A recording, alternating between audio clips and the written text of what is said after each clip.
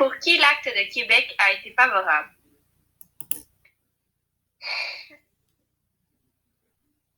Pour les Canadiens qui habitaient dans la province de Québec, l'acte de Québec a été énormément favorable. En effet, c'était le but de cet acte. Les Britanniques voulaient fidéliser les Canadiens en cas de guerre contre les 13 colonies. Ils ont maintenant droit à la religion catholique, aux lois civiles françaises et le serment du test. Et le serment du test est aboli et remplacé par un serment d'allégeance. Pour les 13 colonies, l'acte de Québec n'était pas du tout favorable. Ils ne peuvent plus s'agrandir et une grande haine s'est installée envers les Canadiens.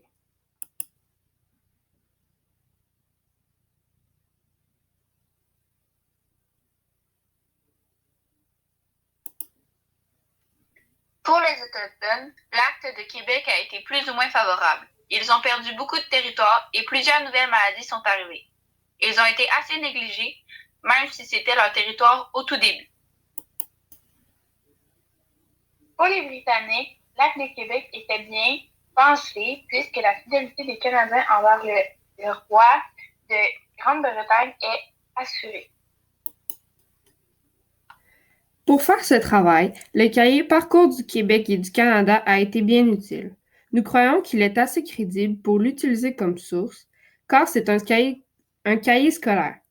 Il a dû être lu et révisé par plusieurs experts avant d'être publié. Aussi, il a été choisi par l'école. Il doit sûrement donner des explications claires et justes. S'il contient des fautes, un expert dans la matière comme un professeur s'en apercevra. Somme toute, l'acte de Québec a eu un énorme impact dans l'histoire du Canada. Pour terminer, nous nous sommes inspirés d'une vidéo sur l'acte de Québec. Voici un petit extrait. L'acte de Québec suscitera des réactions assez diversifiées selon les groupes. D'abord, alors que les marchands seront contents de voir le territoire de la Province of Québec s'étendre au-delà des Grands Lacs, un territoire riche en fourrures, ils seront tout de même mécontents du report d'une création de la Chambre d'Assemblée qui aurait défendu leurs intérêts. Le clergé catholique, quant à lui, jubile.